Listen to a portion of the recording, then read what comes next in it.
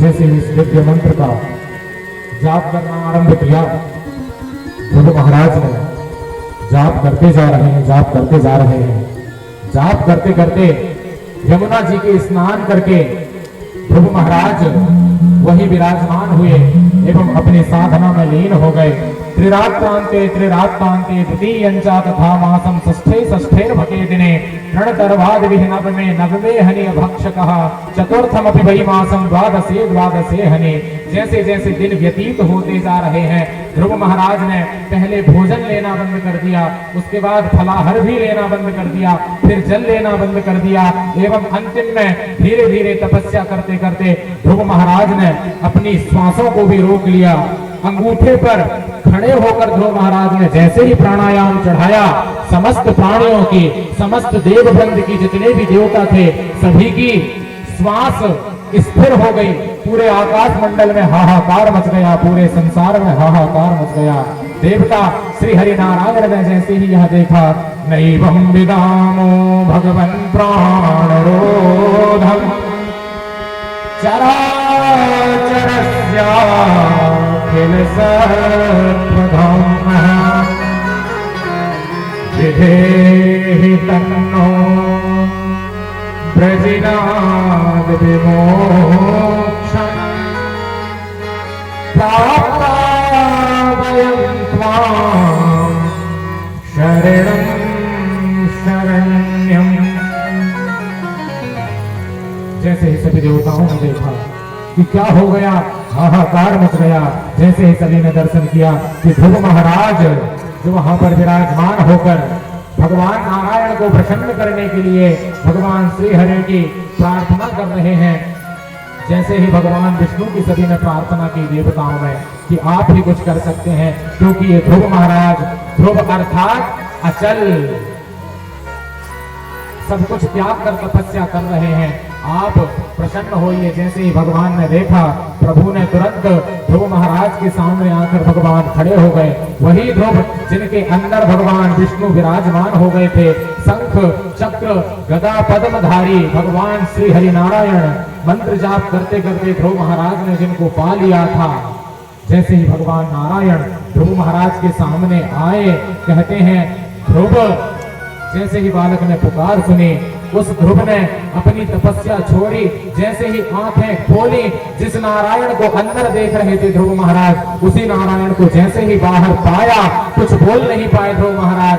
जैसे ही भगवान श्री हरि नारायण ने पूछा, कहिए क्या चाहते हो, किस कारण से आपने यह हमारी इतनी दिव्य तपस्या, दिव्य उपासना की है। जैसे ही भगवान ने पूछा, कुछ ध्रुव महाराज बोल नहीं पाए, क्योंकि माता ने उपदेश दिया था कि यदि पिता की गोद में बैठना चाहते हो तो भगवान की प्रार्थना करो। किंतु मैंने माता से यह नहीं पूछ पाया था कि यदि भगवान मिल जाएंगे तो क्या मांगना। आज कुछ बोल नहीं पा रहे हैं ध्रुव महाराज। जैसे ही श्री हरि नारायण ने देखा, ध्रुव महाराज के निकट गए, समझ गए कि कुछ बोल नहीं पाएगा। मूकम करोति वाचालम पंगुम लंघयते गिरिम यत् कृपातमहं वंदे परमानंद माधवम। क्या किया भगवान ने, स्पर्श बालम कृपया कपोले, अपने शंख को लिया और उस शंख को ध्रुव महाराज के गाल में जैसे ही स्पर्श कराया, स्पर्श कराते ही ध्रुव महाराज वेद वेदांत के ज्ञाता हो गए। जो ध्रुव महाराज आज तक गूंगे थे, जो कुछ बोल नहीं पा रहे थे, आज भगवान की स्तुति करने लगे। योऽन्तः प्रविश्य मम वाचमिमां प्रसुप्ताम् संजीवयत्यखिल शक्तिधर स्वधाम्ना अन्यांश्च हस्तचरणश्रवणस्त्वगादीन् प्राणान् नमो भगवते पुरुषाय तुभ्यं। प्राणान् नमो भगवते पुरुषाय तुभ्यं। प्राणान् नमो भगवते पुरुषाय तुभ्यं। जैसे ही श्री हरिनारायण भगवान की प्रार्थना की ध्रुव महाराज ने, भगवान श्री हरिनारायण प्रसन्न हुए। भगवान बोले, बेटा अब बताओ क्या इच्छा करते हो। तो वेद वेदांत जान लिए थे ध्रुव महाराज ने। कहने लगे कि मुझे कुछ नहीं चाहिए, मैं अपने पिता की गोद में बैठकर सिंहासन पर क्रीड़ा करना चाहता हूँ। भगवान ने कहा, जिसको हरि ने चाह लिया, जिसने हरि को पा लिया, उसे पिता नहीं बेटा परम पिता की प्राप्ति हो जाती है। मैं जिसने पूरी सृष्टि को बनाया, मैं जिसने तुम्हारे पिता उत्तानपाद को बनाया, उत्तानपाद क्या, तुम मेरी गोद में बैठकर क्रीड़ा करोगे, परम पिता की गोद में बैठकर खेला करोगे। जैसे ही दिव्य उपदेश श्री हरिनारायण ने ध्रुव महाराज को दिया, जैसे ही मार्ग बताया, ध्रुव महाराज ने कहा कि परम पिता की मुझे प्राप्ति हो गई है, अब मुझे क्या करना चाहिए। तो दिव्य उपदेश ध्रुव महाराज को भगवान श्री हरिनारायण ने प्रदान किया।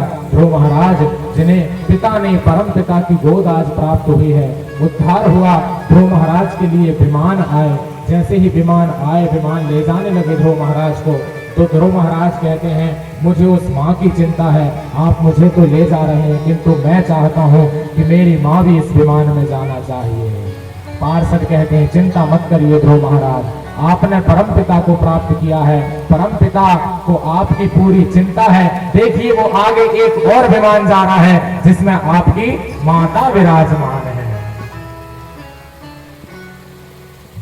ध्रुव महाराज ने जैसे ही आगे बढ़ने का प्रयास किया, विमान में बैठकर मृत्यु देव प्रकट हो गए। कहने लगे, कहां आप जा रहे हैं, मैं बाकी हूं, जब तक आप मुझे प्राप्त नहीं करेंगे तब तक आप इस धरा को छोड़कर नहीं जा सकते हैं। ध्रुव महाराज ने तुरंत अपना पैर लिया और मृत्यु मूर्धनिम पदम दत्वा आरोहाद्भुतम ग्रहम, जैसे ही अपना पैर उठाया और उस मृत्यु पर विजय पाकर अपने नन्हे से पैर को ध्रुव महाराज ने मृत्यु के ऊपर विराजमान किया और विमान में बैठकर पार्षदों के साथ माता के पीछे पीछे ध्रुव महाराज भी जाने लगे। सर्वम सर्वे न जानाति, सब कोई सब कुछ नहीं जान सकते हैं। देखिए ध्रुव महाराज को, जिन्होंने अपनी माता की आज्ञा प्राप्त करके परम पिता को प्राप्त कर लिया, और आज जब ध्रुव महाराज का उद्धार हुआ तो ध्रुव महाराज ने क्या इच्छा की कि मैं चाहता हूं कि मेरी वो मां भी वैकुंठ को प्राप्त हो। इसके लिए क्या करना होगा? हमारे बच्चों को हमें भक्ति का मार्ग बताना होगा। उन्हें बताना पड़ेगा कि आप देवताओं का पूजन करिए। इससे तुम्हारा नहीं, पूरे कुल का, तुम्हारे माता पिता, जितने भी तुम्हारे कुटुंबी जन हैं, सबका उद्धार हो जाएगा। यदि हम चाहते हैं कि हमारे बेटा बेटी भी ध्रुव महाराज जैसे हों, तो हमें उनको भक्ति का मार्ग बताना पड़ेगा, उन्हें भक्त कहना पड़ेगा। किंतु आजकल ट्रेंड के हिसाब से चल गया है। हर माँ बाप अपने बच्चा को रोबोट बनाना चाहता है। एक ही इच्छा व्यक्त करते हैं, हमारा लड़का जो काम भी कर ले, हमारा लड़का वो काम भी कर ले। सब कछु करावे की सोचत है, तो फिर लड़का के जे लक्षण रहेगा तो कछु नहीं कर पाए। एक साधे सब सधे, और सब साधे सब जाए। केवल एक मार्ग में प्रशस्त कराइए अपने पुत्र को, तो ध्रुव महाराज जैसा होगा, और खुद के साथ साथ माता पिता का भी कल्याण करेगा। ध्रुव महाराज का माता के साथ उन्होंने उद्धार का मार्ग प्रशस्त किया, परम पिता की प्राप्ति हुई।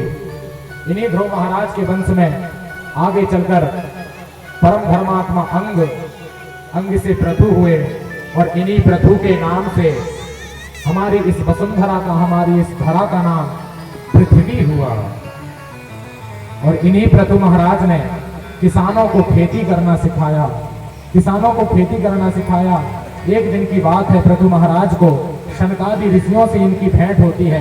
उन्होंने इन्हें कुछ उपदेश दिए। शनकादि ऋषि प्रथु से कहते हैं, प्राणादारा सुता ब्रह्मण ग्रहाश्च सपरिच्छदाः राज्यम बलम महीकोशा इति सर्वम निवेदिकम। हम आपसे प्रार्थना करते हैं कि आपने सभी को खेती करना सिखाया है, अब आप जाइए और गुरुदेव संतों की, साधुओं की शरण ग्रहण करिए।